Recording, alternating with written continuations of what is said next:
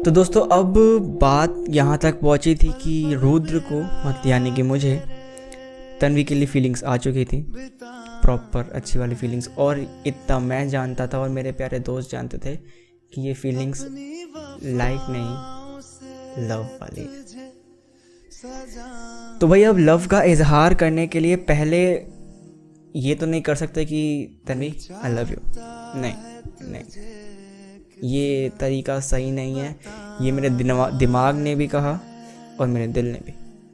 फिर दिमाग ने कहा कि चलो अब टेस्टिंग करते हैं, अब थोड़ा पिच को देखते हैं, थोड़ी बॉल ट्राई करते हैं कि देखते हैं कैसे बॉल आती हैं, फिर मैच शुरू करेंगे।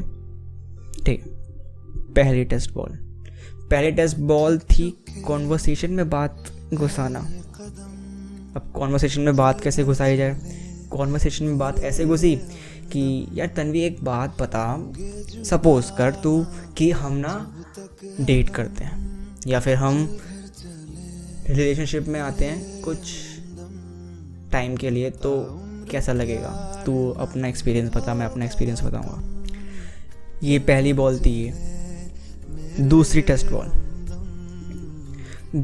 टेस्ट बॉल तक मुझे पूरा यकीन हो गया था कि जो हाल दिल का इधर हो रहा है वो हाल दिल का उधर हो रहा है। तो अब दूसरी टेस्ट बॉल थी फेक रिलेशनशिप। एडवाइस करूँगा कभी मत करना।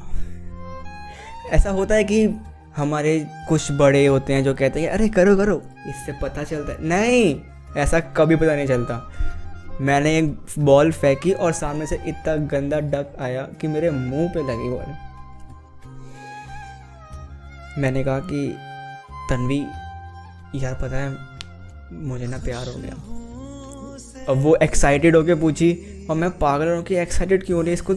इसको दुख मनाना चाहिए, ऐसे शौक में पूछना चाहिए कि क्या हुआ, कैसे, कब। लेकिन नहीं, उसने पूछा अरे हो गया, कौन है वो, कौन है बदनसीब लड़की। अब थे तो हम बेस्ट फ्रेंड, तारीफ तो नहीं कर सकते थे ना।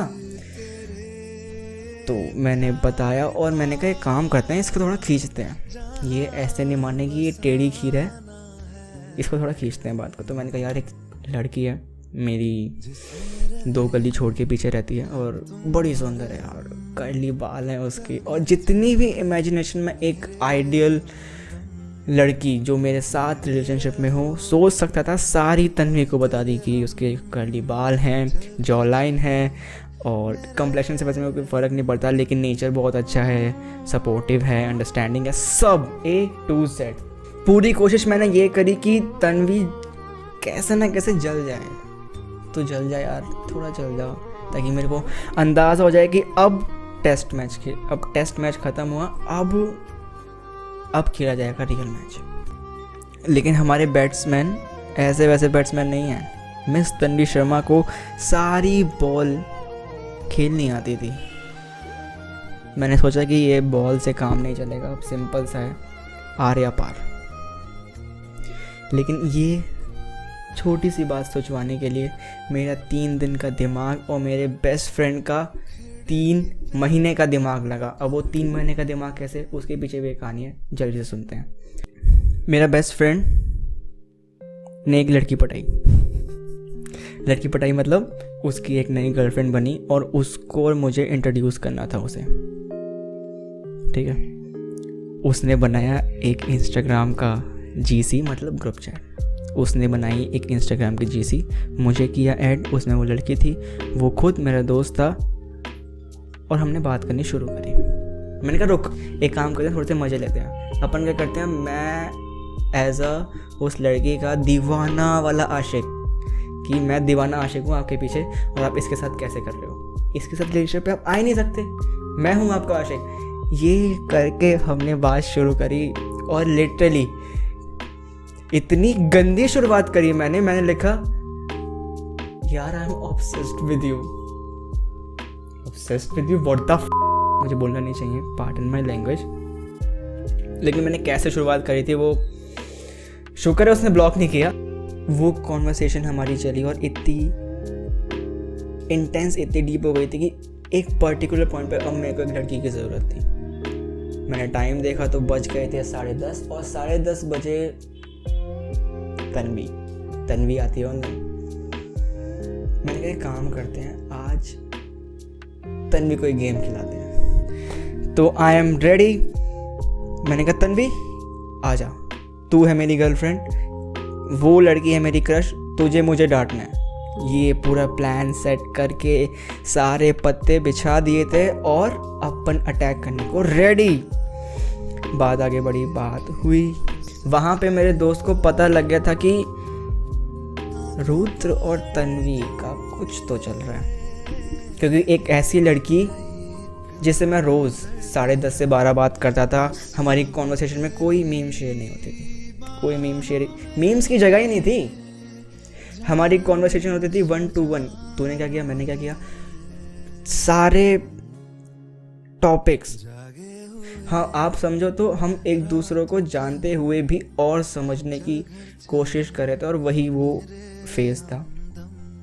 हमने खूब एक दूसरे को जाना और हमारी बातें कुछ ऐसी होती थी, या तो कॉल्स पे बात हो रही है तो चल रही है कॉल 1 घंटा 1.5 घंटा, 2 घंटे कभी नहीं करी हम, या फिर हम साइको नहीं थे तो हमने 2 घंटे बात नहीं करी। लेकिन चैट स्पेस लाइक अगर 10:30 बजे उसका हाय आया तो 10:30 बजे ही मेरा हाय आता था, उसका सीन भी आता था और उसका रिप्लाई भी आता था। मतलब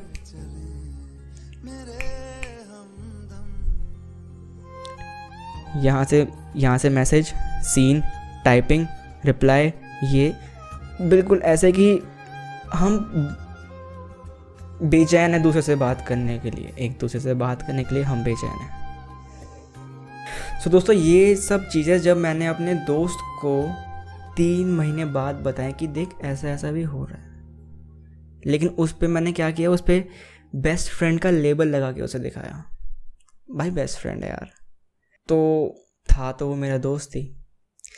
उसने खूब कोशिश करी कि वो लेबल हटा के देख सके कि हाँ, वो कंफर्म कर सके कि देख वो प्यार का ही है, तू बेस्ट फ्रेंड का लगा रहा है वो प्यार का ही।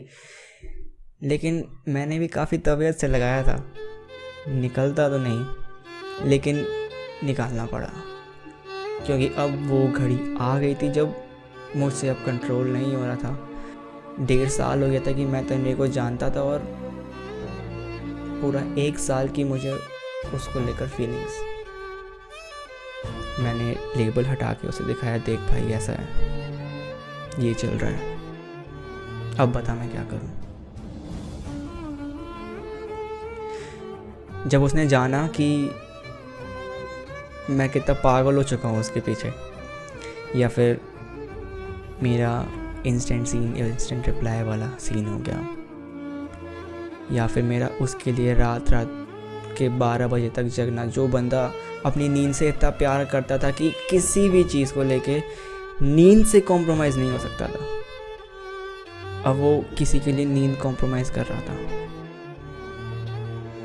उसकी छोटी छोटी बातें जो मेरे को बहुत क्यूट लगती थी, उसका लेट आना, उसके लेट आने पर भी मेरा उसे ना डांटना, ये सब उसे जब पता चला तो उसने सिर्फ एक बात कही, किसका वेट कर रहा है, जा प्रपोज कर। कर तो दूंगा, लेकिन भाई अगर दोस्ती खराब हो गई तो। ये एक ऐसा डर है जो सबको होता है। अगर आप पहले बेस्ट फ्रेंड हो, उसके बाद आपके मन में फीलिंग्स आती हैं अपने बेस्ट फ्रेंड को लेकर, तो आपके मन में ये डर तो आएगा ही आएगा। अब ये डर जायज़ भी था कि हमें दोस्ती तो ख़राब नहीं करनी थी। उसने हिम्मत दी, उसने 3 दिन तक हमारी कॉल पे बात होती थी मेरे दोस्त से, उसने हिम्मत दी, मैंने बोल दिया। जब मैंने उसे प्रपोज किया तो सारी दिल की फीलिंग्स A to Z, देखते थे उसे कितना प्यार करता हूँ, मैं नहीं बता सकता, मैं नहीं जानता कि मैं कितना पागल हूँ तेरे लिए, कि मैं तेरे को ये नहीं बता सकता कि तू मुझे तब से पसंद है, तब से तेरी बकवास बातें सुनना जो मेरे को बहुत मीठी लगती थी, तेरी आवाज़ जिसके पीछे मैं पागल था। एक टाइम पे मैं तेरी आवाज़ के पीछे भी पागल था, अभी भी हूँ, आगे भी रहूँगा।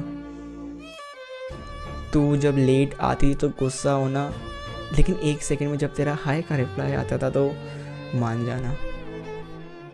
मैं कैसे बताऊँ यार, मैं तो उसे प्यार करता हूँ। ये सब लिख के मैंने उसे बताया, हालांकि इतना कुछ नहीं लिखा था। शायद वो भी जान गई थी कि ये दोस्ती से बढ़कर ये प्यार है, लेकिन उसका रिप्लाई आया, I don't know, I don't know. ये कैसा रिप्लाई है भाई? मानो दिल पे किसी ने जोर से घूंसा मारा हो। एक होता है स्लीप पैरालिसिस, मुझे ले पैरालिसिस हो गया था। मैं लेटा हुआ था, मैं बात कर रहा था चैटिंग पर, और अब क्या होगा आगे? मैंने पूरा प्रिपेयर कर रखा था कि हाँ बोलेगी तो ऐसा करेंगे, ये बात हो, दिल से उसे एक्सेप्ट करेंगे कि I am your boyfriend, you are my girlfriend यार। लेकिन जवाब तो ना था यार।